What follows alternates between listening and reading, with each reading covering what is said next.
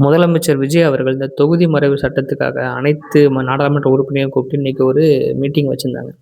ஆனா, அந்த மீட்டிங்குக்கு இப்போ அனைத்து கட்சிகளும், அதாவது டிஎம்கே, ஏடிஎம்கே, மக்கள் நீதி மய்யம், தேமுதிக இவங்க எல்லாருமே அதுக்கு புறக்கணிச்சிருக்காங்க. அந்த மீட்டிங் எங்களால வர முடியாது, வர முடியாதுன்னு சொல்லியிருக்காங்க. அவங்க அழைப்ப புறக்கணிச்சிருக்காங்க. நான் என்ன கேட்கிறேன், ஆல்ரெடி இது டிஎம்கே ஆட்சியில ஒரு எடுத்த முடிவு தான். இருந்தாலும் சிஎம் விஜய் அவர்கள் ஒரு ஆட்சிக்கு வந்திருக்காரு. புதுசா ஒரு முதலமைச்சர் ஆட்சிக்கு வந்திருக்காரு. அவர் என்ன சொல்ல வர்றாரு, அவரோட கருத்த கேட்போம். அதுக்கப்புறம் நம்மளோட கருத்த சொல்லலாம். அப்படின்னு எந்த ஒரு முடிவுமே எடுக்காம ஒரேடியா புறக்கணிக்கிறது எந்த விதத்துல நியாயமாகும்? கேட்டா காவேரி, மேகதாது பிரச்சனைக்கு நாங்க அனைத்து கட்சியில கூட்டம் சொல்லும்போது ஒரு கூட்டல. அதனால இப்ப நாங்க வரமாட்டோம்ன்னு இப்படி மத்த கட்சிகள் இந்த அனைத்து கட்சிகளும் சொல்றது தப்பு.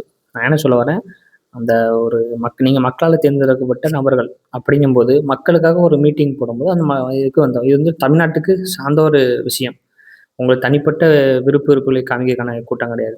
அதனால அவர் என்ன சொல்ல வராரு, அங்க போய் கருத்த சொல்றது தப்பு கிடையாது. ஆனா எதையுமே சொல்லாம, போகாம நாங்க ஒரேடியா புறக்கணிக்கிறதுங்கிறது, இப்படி புறக்கணிக்கிறவங்க கண்டிப்பா அடுத்த எலெக்ஷன்ல எம்பியா இருக்க மாட்டாங்க. அதுல எந்த மாற்றமும் இல்ல. ஏன்னா இது வந்து ஒரு கட்சிய புறக்கணிக்கல. மக்கள புறக்கணிக்கிற மாரி தான். ஏன்னா முதலமைச்சருங்கிறது மக்களால் தேர்ந்தெடுக்கப்பட்டவர் தான். அவர் மீட்டிங் கூடும்போது மத்த கட்சிகள் வந்து சப்போர்ட் பண்றது தப்பில்ல. என்ன சொல்றேன்னா, மக்களோட நலனுக்காக தான் மக்களோட பிரதிநிதியா தான் உங்கள எம்பி, எம்எல்ஏவா ஆக்கி வச்சிருக்காங்க. உங்க சொந்த பந்த விருப்பங்கள தாண்டி நீங்க இதுல கலந்துக்கிட்டீங்கன்னா தப்பில்ல. ஆனா இது ஆளுங்கட்சி, எதிர்க்கட்சி எல்லாரும் சேர்த்தா சொல்றேன். இப்ப மக்களோட இத நீங்க பொறுத்தீங்கன்னா, நாளைக்கு மக்கள் பிரதிநிதியா இருக்க மாட்டீங்க. நீங்களும் மக்களோட மக்களா தான் இருப்பீங்க.